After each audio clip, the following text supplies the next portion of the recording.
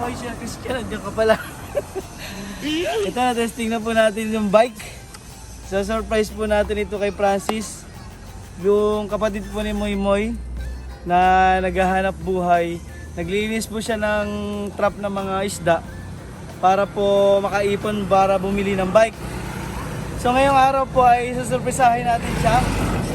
Meron po tayong biniling bike para sa kanya dahil napakasipag ng kuya ni Momoy, si Francis po.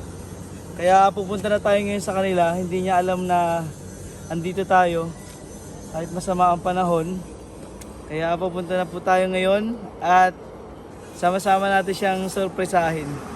O, tara na po. Tayo ay magmamas. Let's go, Sir Christian.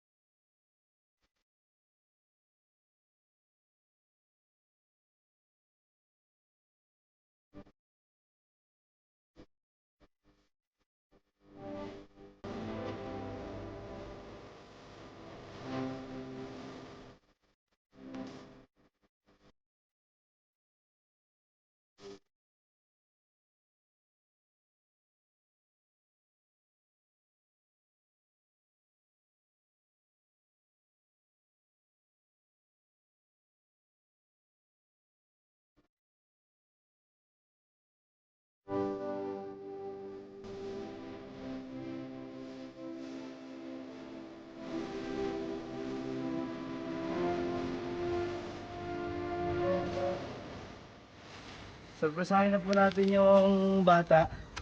Sana nandito po siya. Tara na. Napagod. Yeah, testingin mo nga to. Kaya mo ga to? Aba. May green yan.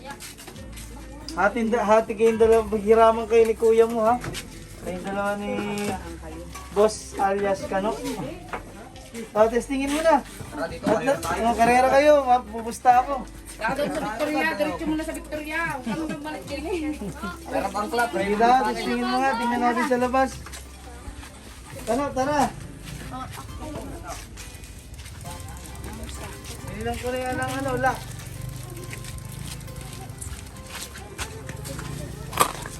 Hindi mo naman yata kaya yan. Aba.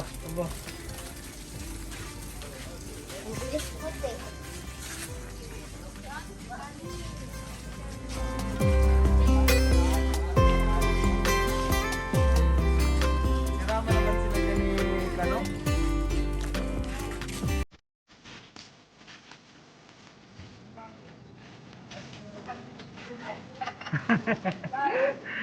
Ang gusto daw po ni Kano Ere, oh. Yung sidecar namin.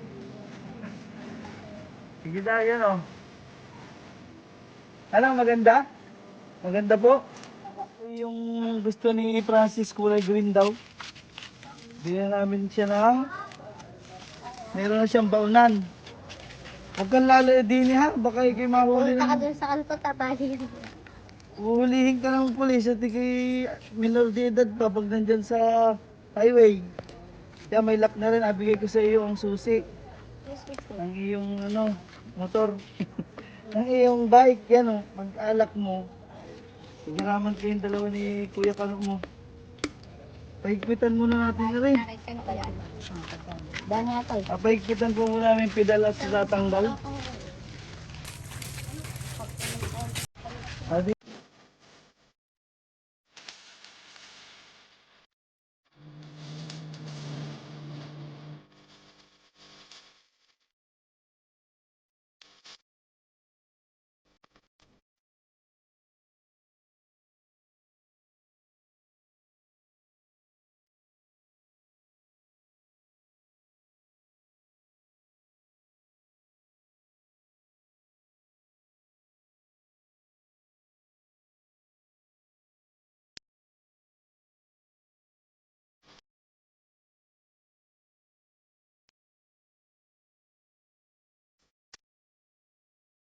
Itong bike binili para hindi maksidente.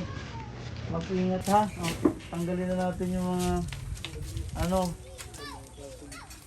May lock na ito, Lola. Pag ito pumunta ng Socorro at Victoria, ilock mo na ito, Lola ha. May lock mo ito, binilang ko na lock. Binilang ko na ng baunan. Ay, sigurado may baunan pa palang dala. Pag matigas ang ulo, ilock agad, Lola ha. At binigyan ng bike ay baka lalong ano, layas. Ingatan ha ang gamit para tumagal. Ando, nakakuha din sa ano, ubod dyan eh.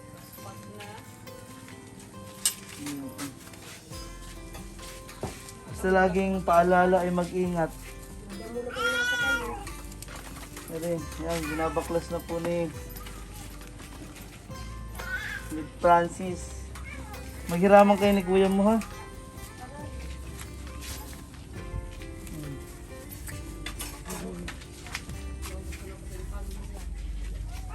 Inabot kami ng ulan ho sa ano, Victoria. Maraming salamat po sa nagbigay ng bike ko sa scholar po. Scholar ko po. Ibigay po sa akin, maraming salamat po. Lahat po na natulong sa amin, maraming salamat din po.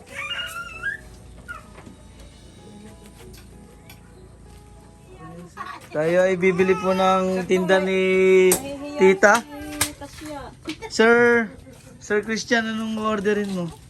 Hotdog po. Nag-food trip bigla dito. Ito po yung mga tinda ni Lola, oh. Ako po ay french fries. Magkano ito, Lola? Mumolo mo nuri. Parang unti-unti naman. Dalawa nga po. Dalawa. Sa hotdog lang. Ay, hati na kami pala na Sir Christian din eh. Din eh, hotdog. Ilang hotdog sa'yo? Magkano rin ate? Kano po yung hotdog? Oh, bisisa? Mura, parang wala yatang lamang hotdog. Ang puro harina. May hotdog pa pala ang bisisa. Kaya pa. Wala yan laman. Sige na, testingin natin yan. Bili ka muna ng ano, Sir Christian, 5. Baka puro daya yan.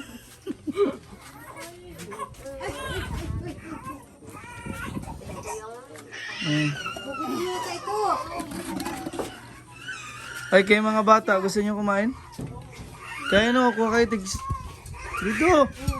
Tigsi 10 kayo, kuha! Hindi naman ma-aksidente pa yung mga kulikot na yun. Masandok din ni tita. Ah, Meron. Aramiya, ikaw. Ikaw, Janila. Ah, bilisan nyo, tigsi 10 kayo, kuha na. Ah, ayaw mo yata eh. Bagong luto ba kayo, sir? Parang kanina. Hindi mo pinainit kay tita, bahala ka dyan. Sa akin ay french fries. Ikaw, Totoy. Kami po ay magpo-food trip muna itong mga bata, oh. Oh, kuha na kayo, tigsa 10.